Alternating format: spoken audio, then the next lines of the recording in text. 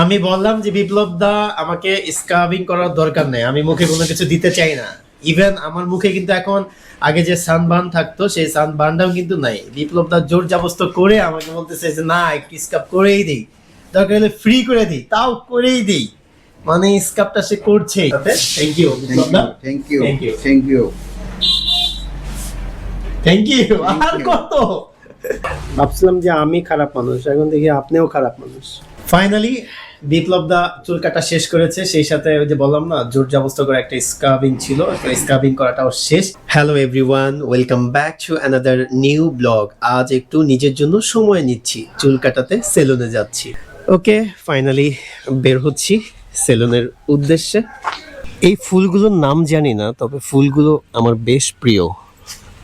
কি অবস্থা? আজ অনেক রোদ বাইরে।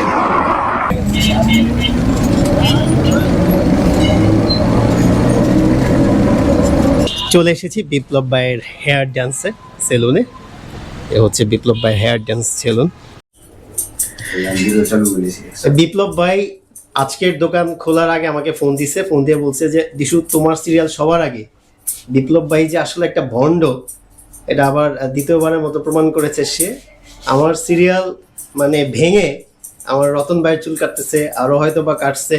যাই হোক, রতন ভাই কিছু বলার নাই, রতন ভাই আমার বড় ভাই, কিন্তু বিপ্লব ভাইকে বলার আছে। বিপ্লব ভাই রীতিমতো সে প্রতারণা করছে আমার সাথে লাস্ট 3-4 দিন ধরে।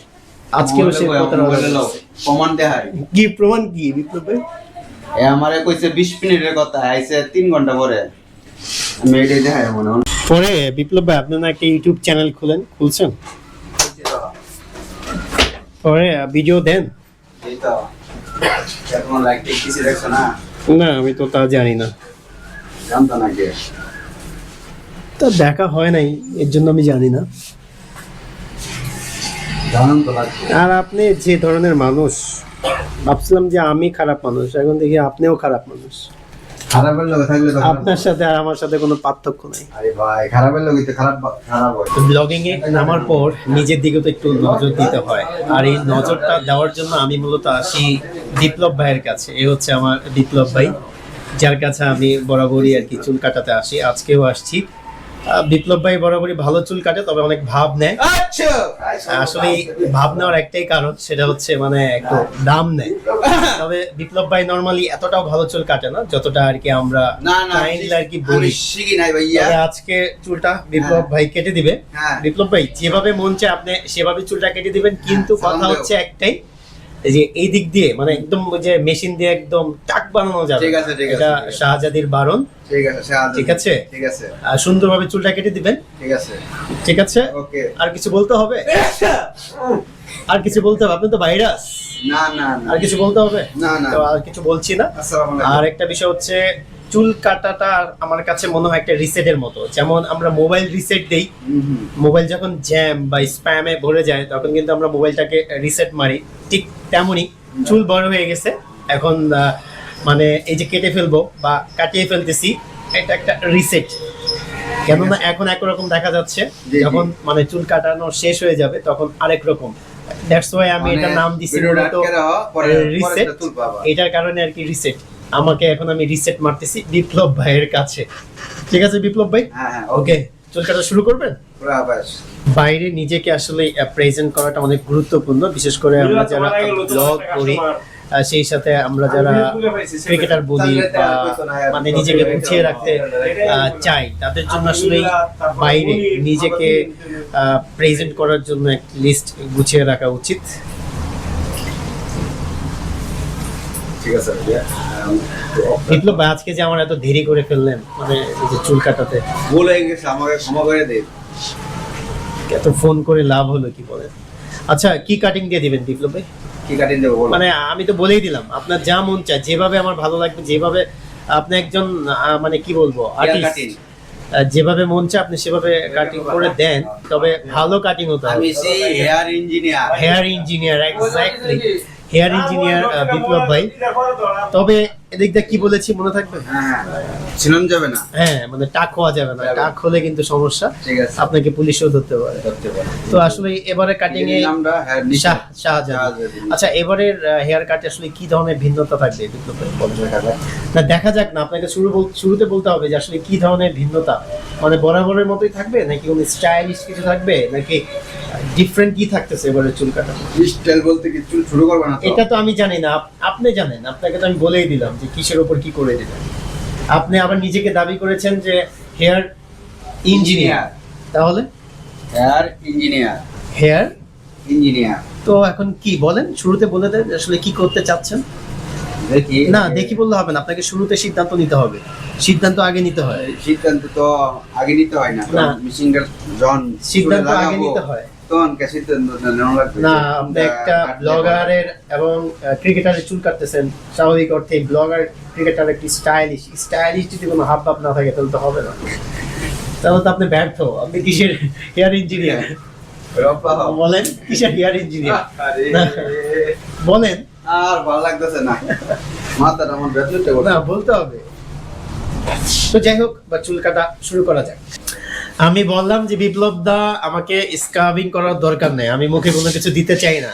ইভেন আমার মুখে কিন্তু এখন আগে যে সানবার্ন থাকতো সেই সানবার্নটাও কিন্তু নাই। বিপ্লব দা জোর জবরদস্ত করে আমাকে বলতেছে যে না একটু স্কাব করেই দিই, দরকার হলে ফ্রি করে দিই, তাও করেই দিই, মানে স্কাবটা সে করছেই, যেটা আমি আর কি চাচ্ছিলাম না। বাই দ্য ওয়ে আমার চুল কাটা ইতিমধ্যে শেষ। দেওয়া মজা বিশটা দেখাই, কারো বিশটা দেখাই। না না না না বিশটা দেখাই। আমার টাক দেখাবেন করেন। আচ্ছা এদিকে পিছনের অংশ দেখাচ্ছেন বিপ্লব ভাই? হ্যাঁ আচ্ছা ঠিক আছে, পিছনের অংশ দেখান।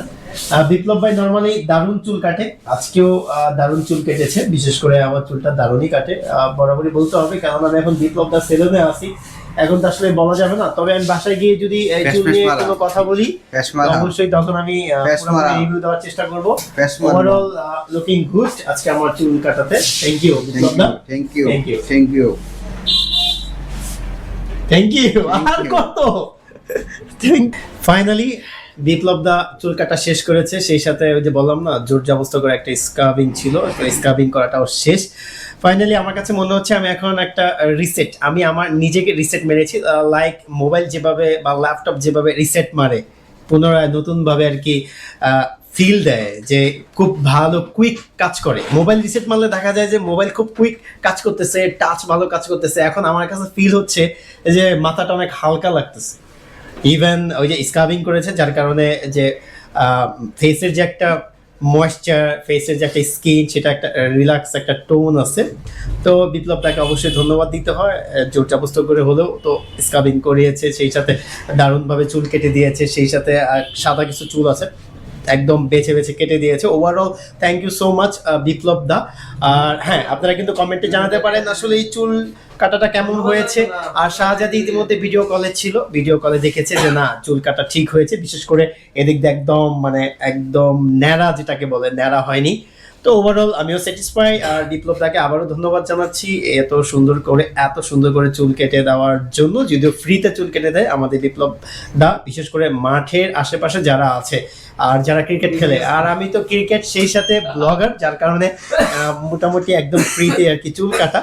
আর এই দোকানটা হচ্ছে হেয়ার ডান্স, আবুল মনসুর সড়কের ঠিক মানে পণ্ডিতপাড়া অ্যাথলেটিক ক্লাব বা ওল্ড টাউন রেস্টুরেন্টের ঠিক বিপরীতে। আপনারা বিপ্লব দাকে আসলেই পাবেন, অবশ্যই আসবেন, দারুণ চুল কাটে বিপ্লব দা। এই ছিল আমার আজকের ব্লগ। আসলে আজকের এই ব্লগ নিয়ে আর কোনো কিছু বলতে চাচ্ছি না, এই ব্লগটা জাস্ট আমার ডেইলি ব্লগের মধ্যে, ডেইলি ব্লগের অন্তর্ভুক্ত একটা ব্লগ। আমি নিয়মিত ডেইলি ব্লগ করার চেষ্টা করতেছি, কেননা পাবলিক প্লেসে মানুষের সামনে কথা বলার যে একটা সাহস, সেই সাহসটা আমি অর্জন করতে চাই খুব কুইকলি, কেননা আমি রাস্তাঘাটে, পাবলিক প্লেসে, রেস্টুরেন্টে, বাসে, সব জায়গায় আমি সম্ভবত ডেইলি ব্লগ করার চেষ্টা করব আমার লাইফ অ্যাক্টিভিটিস, সেই সাথে আসলে আবি যাবি যা আছে। যাই হোক আর কথা না বাড়াই, I hope you enjoy this video, hit like to subscribe my YouTube channel. Thank you so much, bye bye. ভিডিওতে বলেছিলাম যে আসলে ফ্রি চুল কাটছি, বিপ্লব দা ফ্রি চুল কেটে দিচ্ছে, ক্রিকেটার সেই সাথে ব্লগার, কিন্তু আসলেই না। এই যে টাকাগুলো দেখছেন, এই টাকাগুলো বিপ্লব দা নিয়ে নিবে এখন, ঠিক আছে? এটা কিন্তু আসলে মোটেও উচিত না। আমরা মাঠের লোক, এক কোরামের লোক, এক কোরামের লোক বলতে কি শান্ত ভাইয়ের লোক। এখন 500 সাল আমি ছাড়তামই না, বুঝছো? আচ্ছা কত টাকা দিচ্ছি এটা তো আমি দেখাচ্ছি না।